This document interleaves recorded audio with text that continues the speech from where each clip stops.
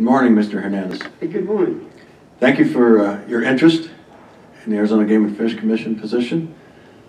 Please tell us about yourself. Take 5 minutes to tell us about yourself, and then we'll begin our questioning. Very good, thank you. Yes. I'd like to, sorry. Can I take it? Yeah. I didn't know if I could or not. I just want to do it without. Thank you. Thank you. I'd much rather talk without it. Good morning. I'd like to thank you all for giving me the opportunity to speak with you today. Like many members of the commission, as well as many of your predecessors, I am able to do my work as an attorney and at the level required of me in no small part, I believe, because I get outdoors on a regular basis. The chance to be outdoors or outside is the only way I would have seen 16 female deer at a watering hole a quarter-mile north of the U.S.-Mexico border stand shoulder to shoulder and drink, or watch 20 to 30 quadrimundi wander down the bed of the San Pedro River while I and my hunting partner stood in the weeds and watched them go by. It gave me the chance to have a bull elk wander into my turkey blind so close I could have wadded up a piece of paper and thrown it at him and hit him in the rump. I've had the chance to run my dogs across the field and watch them work. And I've had a turkey answer and a duck turn to my call. These are the opportunities I believe that Arizona Game and Fish have given me over the years. In return, I've worked with them on a number of conservation projects. I've helped them, along with Trout Unlimited, build a gabion where a small stream crossed under a highway. We also assisted Game and Fish in placing Gila trout on Fry Mesa and Fry Creek when a helicopter from Game and Fish, or arranged by Game and Fish, brought it down, brought a container of the trout to us, and the volunteers took those trout down to Fry Creek in buckets. I've helped Game and Fish biologists with electroshocking over the years along the Black River in order to move fish to a different drainage so that that portion of the river could be treated to allow the introduction, or reintroduction, I should say, of Apache trout. I believe that conservation work, whether it's with Arizona Game and Fish, the National Wild Turkey Federation, the Arizona Elk Society, or the Arizona Antelope Foundation, is important because of the habitat work I got to do. But more importantly, the education I received working on these projects. We moved the bottom wire on fences in southern Arizona with the Arizona Antelope Foundation. I've removed fencing with the Arizona Elk Society along the Black River drainage near Big Lake in the White Mountains. I've helped National Wild Turkey Federation run banquet fundraisers and youth camps. But there's also a host of other folks here in Arizona that do conservation work. Groups like the Arizona Bighorn Sheep Society, or all of the member organization of the Arizona Sportsmen for Wildlife Conservation. In addition to the habitat work that gave me the opportunity to work with folks who are knowledgeable in their field because of their years' experience in that type of conservation activity, I found that the folks at these work days have taught me about habitat, water, food, forage, how wildlife thrives, as well as threats to their population, including predators, and about their growth and decline as far as a particular species. Most importantly, I've seen these groups bring volunteers and youth into their midst to further their work and educate folks in the process. It's conservation work in partnership with Arizona Game and Fish that makes the department successful, I believe. I would like to be on the commission to further the commissioners' work, their knowledge of, and their dedication to wildlife in Arizona. Thank you very much. Thank you. Thank you for your comments. Let's start the questioning with Mr. Kelly. Morning, Clay. Thanks for your opening remarks. My first question for you is, what is your position on trail cameras used for non-consumptive wildlife viewing, conservation activities, and more importantly, for scouting or hunting purposes? Trail cameras are something that are a very complicated issue, at least in my experience in the studying I've been looking at those. You have, as you indicated, conservation issues that people use them for. You have non-hunting issues that people use them for. But at the same time, you have issues that could affect landowners, especially ranchers, that sort of thing, where you have people, because we can't remotely access trail cameras any longer, that you have to go in and look at them or download them. And if you have 20 cameras on a tank, and I know that most of us have seen tanks like that in certain units where there are 20 trail cameras on the tank, you have that kind of influx going in and out on a regular basis with regard to the landowner. I don't know what the science is yet with regard to how those trail cameras affect wildlife. I have heard concerns, I don't know what the science is, as I said, that it's making wildlife go to watering holes later or when it's dark, and certain susceptible species could be being diminished or taken off at a rate higher than they normally would if they could go during the day. But again, I don't have a hard and fast position with them. I just recognize all of the issues that are there, and I think any sort of change in their regulation would be something that would have to be reviewed in great detail and have a whole lot of input from various groups, and certainly the science from Arizona Game and Fish. Great, thanks for your thoughts on that issue. Thank you. Good morning, and thank you for being here. Good morning. Thank you for applying. My question is, the commission system in Arizona gives great latitude to the commission to make public policy for wildlife management. How would you describe your role or the commission's role in making public policy, or your role as a commissioner? And then following through with that, at the end of your term, what would you have liked to see accomplished and your legacy as a former commissioner be? When you talk about making public policy, I'm assuming that you are talking about making public policy that is outside of or is not necessarily something that needs to be supported by science, because I always think that when you're dealing with game and fish, you need to look to the science to start with. However, if you're making strictly public policy that is outside of some scientific study, it becomes a fairly complicated issue. And when I say that, it's because at that point you are affecting a whole lot of folks, and you're not necessarily doing it based upon the science that supports your position, mainly because there is no science that supports your position. And I think at that point, as a Game and Fish Commissioner, you have to be cognizant of the symbiotic relationship you have on the commission and with Game and Fish, along with the legislature, the state legislature, and the executive branch or the governor's office. I don't think you can make that decision affecting public policy without consulting them or discussing those options with them. The reason I say that is I recognize that Game and Fish has their own income, and they're not dependent on state funds for their budget, but it is nonetheless the Arizona legislature that is going to have to approve that budget, and certainly the governor who's going to have to sign that approval over. So I think that if you're going to do that if you're going to make public policy, you can't make it in a vacuum. You have to involve the executive and legislative branches. With regard to my legacy, if I were fortunate enough to be placed on that commission or obtain a position on the commission, I don't have any particular legacy, except that I've got to tell you that I'm way impressed right now with the Arizona Game and Fish Commission. I think that the gentlemen that are on there right now are working at an incredibly high level.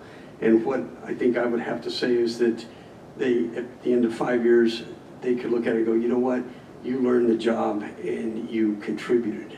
And I think that's, right now, that's all I could ask for. If I could do what they're doing at the level they're doing it, I'd be real proud of what I did on the commission. Thank you very much.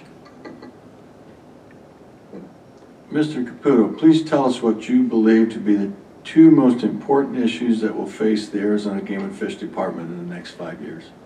I'm Mr. Hernandez. Oh, I'm sorry. It's okay. I just wanted to make sure I'm getting credit for my Mr. answer. Hernandez, yes. Or that I Mr. apologize. Caputo isn't being punished Yeah. with my answer. Thank you. The two biggest issues right now, I think the first thing is, and I don't have an answer, but because I don't know what's going to happen, but we're having a change of administration. And we get a bunch of our funding, and I say we, I'm meaning Game and Fish, from federal acts, the Dingell-Johnson and the Pittman-Robertson Act. And I think that they have well proven themselves to what they do for conservation, what they do for hunting, what they do for fishing, what they do for game and fish departments around the country. And certainly, if you look at what this commission, as it currently stands, has done with those funds, I think that is paramount to those, to what's going to happen in the future. I don't know what will happen with regard to a change in administration, but that's what I worry about, is how a change in administration might affect the funding of the state of Arizona and with regard to the federal input, because I think that makes up, I'm trying to remember the pie chart, but I think it's about 35 to 37% of Game and Fish's budget is that federal aid. So that would be the first issue.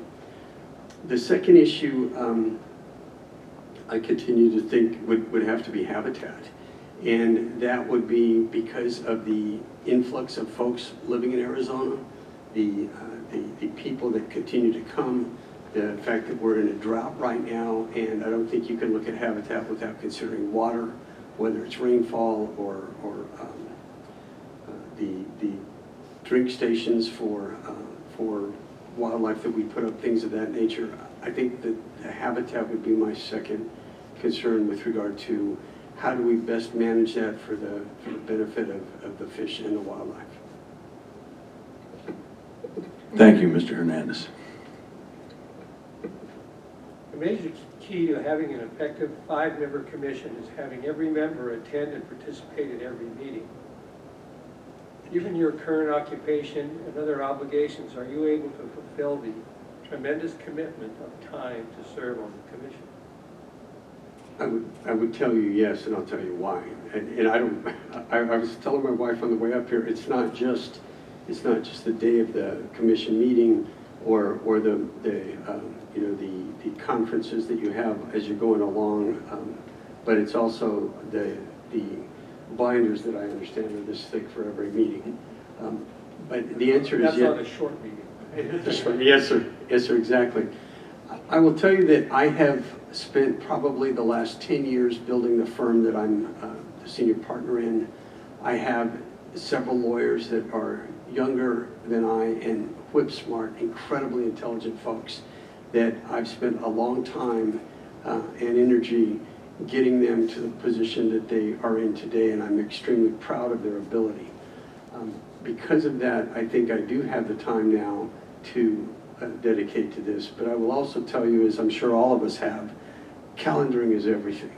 And I know that from looking at the Game and Fish Commission calendar, I have the ability to know what I'm going to need to do for the next year with regard to meetings, as well as regard to workshops or that sort of thing. I know there's one coming up. So I believe I can, I believe I will, and I'll take pride in the fact, one, that I get on the commission, and two, that I'm ready for every meeting and I'll be there.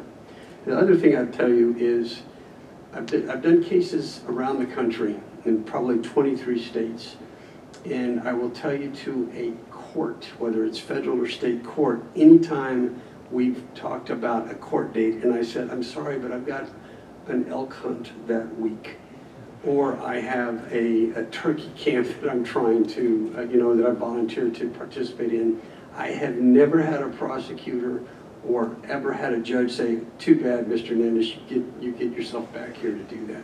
They've always allowed me to do that, and I think because they recognize what's to be done. And good Lord, if I'm a commissioner, I think that that's an even higher standard than I get drawn for elk once every 8 or 10 years or something like that. So I'll be there and I can do that. Yes, sir.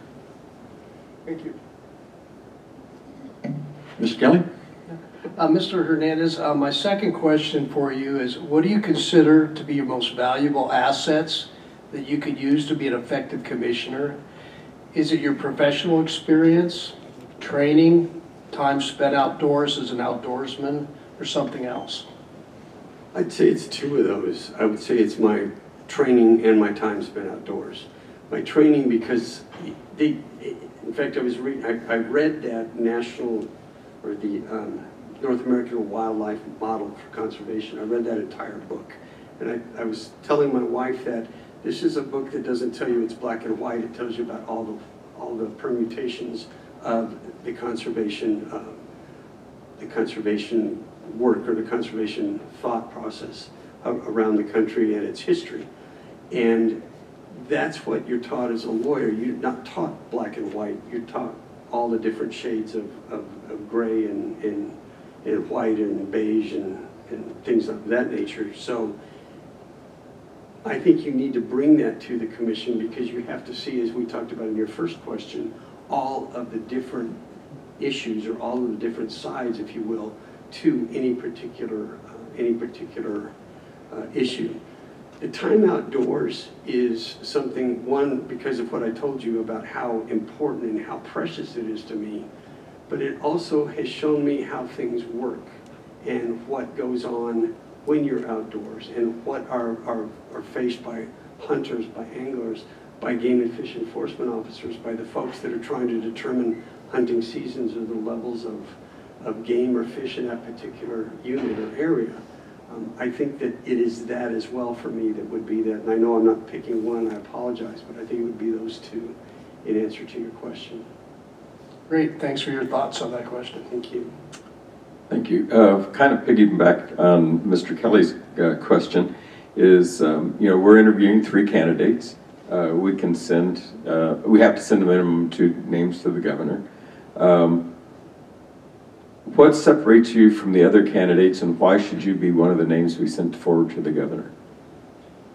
I don't know a whole lot about either one of the other candidates. I spent my time trying to get ready for this interview. But what I would tell you is, based on kind of what I was telling Mr. Kelly, the issues that you see in the Game and Fish Commission, at least as I understand it, and what I've seen for the last 2 meetings I've watched, I think you have to be able to look at a big picture and process a lot of information. And I think, based upon my training experience, as I said, both as an attorney and in my profession, as well as the time I have spent outdoors over the last, well, this week it's 62 years. But that's what I think I could bring to the commission that may I'm not telling you it will, because I don't know the other 2 individuals, but I think it may very well separate me and put me in a better position than possibly they, depending on what you hear from them and what you see from them. Thank you. Mr. Hernandez, the state of Arizona has a process in which the public may place legislative measures on the ballot to be voted on during general elections. What are your thoughts on the use of this voter initiative process as it might pertain to managing wildlife? That, again, is another complicated issue. And I say that because my sister lives in Colorado right now. She's a professor at the University of Colorado in Boulder. And I've talked to her about the wolf agenda, or wolf item that they put on their ballot that passed, I think, by a razor-thin margin.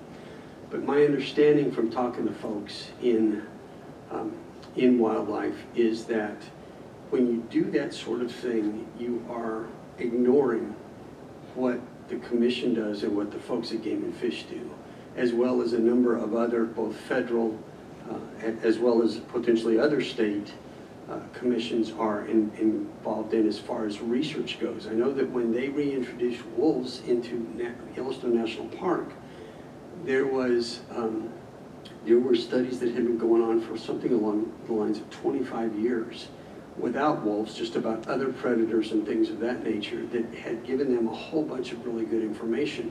And I'm not commenting on whether wolves in Yellowstone are good or bad. I'm answering your question with regard to, citizen initiatives, if you will. That eliminated, or basically not threw in the trash, but it certainly degraded significantly all of that information and all of that study and all of that work a bunch of good people had done simply because it was placed on an initiative. Having said that, I do like the idea of voters voting on things. But the problem I have is, and I think that the conservation groups can take care of that with their own independent organizations, of educating people when they're trying to decide whether to sign that ballot or not, or coming up with an alternative to that ballot measure. I think there are ways to deal with that. But that is the fear I have anytime you have a citizens initiative. We've seen them over the years in a bunch of different ways that appear on ballots, and we're sitting there going, what in the world, where did this come from, and how did they get enough signatures for it? But the concerns I lay out with regard to scientific work that basically is jettisoned because of a citizens initiative is what my big concern would be with regard to that. Thank you. Excuse me. Fair chase, along with the North American model for wildlife conservation, should be the two backbones of hunting in our nation and state. Tell us why this statement is accurate and your views on these two items, fair chase and the North American model. Start with the North American model. What the North American model has done is slowed everybody down and given them some order, if you will. Back at the turn of the century, and I'm talking about the last century, in the late 1800s, early 1900s, there was market hunting going on. The bison were decimated, waterfowl was decimated. Things like the passenger pigeon were completely removed from this earth, if you will. And the reason for that was there was no sort of conservation model put forth. And I know that Teddy Roosevelt is the easiest person to put with regard to that, because we always think of him with regard to Yellowstone National Park and that sort of thing. But it was men and women like he that put the brakes on this and said, wait a minute, we don't have that many bison anymore. The white-tailed deer in the eastern United States are gone. What are we doing? And that was just from a hunting position to be able to survive with a lot of the people that were moving west. But you add to that the people that want to see wildlife, and I think everybody does. I've long said that it's a successful trip if I get to see something outdoors, even if I'm not hunting. If I get to see a javelina or a deer or an elk or whatever it is, that's a successful day outdoors. But you combine the fact that you have people that were recognizing that wildlife was disappearing, as well as people that, and they needed it to hunt or to survive with, as well as people that just wanted to see wildlife. And you drive through the Lamar Valley of Yellowstone National Park and you see all these bison. And it's just the coolest thing. We did that last summer. It's just the coolest thing to see those. And we weren't hunting. We weren't even fishing in the park. We were just driving through to see that. But because of the North American model, that kind of wanton destruction was stopped. And as they say in Arizona, animals become part of the state. They belong to everybody in the state. They're not just belong to the king or the queen or the landed gentry from Europe. They belong to everybody, and it's the Arizona Game and Fish Commission that deals with that public trust and takes care of that. And hunters and anglers are, as you say, the cornerstones of being able to maintain wildlife in the state of Arizona. With regard to fair chase, we all know it's a definition with regard to not getting an untoward advantage, if you will, over an animal. But I think fair chase is about ethics in hunting. And you have issues with regard to people fighting over a water hole or a stand.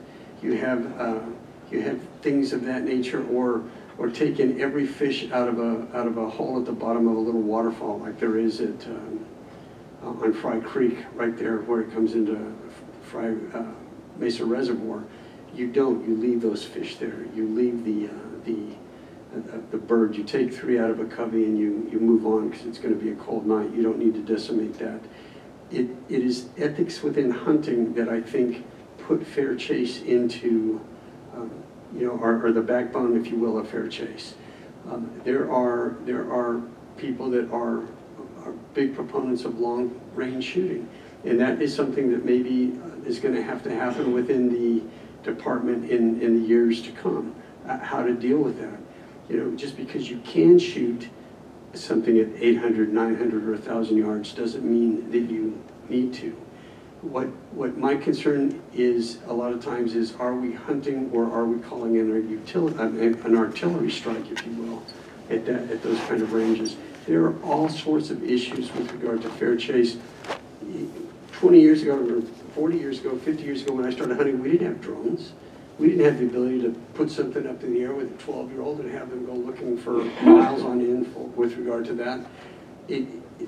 It's about hunting and having a fair chance with the animal. The animal has a fair chance, and you have a fair chance, and that's what I think fair chase comes down to. Is you have a chance to hunt them. It's called, and I know this sounds trite, but it's called hunting for a reason. It's not Safeway. It's hunting, and hunting doesn't mean you fill that tag every time. In fact, a lot of times I don't fill it much more times than I do, but that's what I believe fair chase should be about. Thank you. Thank you. Again, thank you for coming today, and do you have a closing statement for us? I don't. I will tell you that I made reference to that a minute ago. I'm really impressed with the work that this commission's doing. I really think that what they do and where they think about, what they think about with regard to what's going to come next, where they're getting their funding, what things they can do to increase their funding, what they can do to ensure a greater enjoyment of outdoors within the state of Arizona is paramount, and they're doing a heck of a job with it. And as I said, I just want to be part of that. I'd like to be one of those commissioners for that reason. I'm proud of the work they do, and I'd like to be part of that group. Thank you.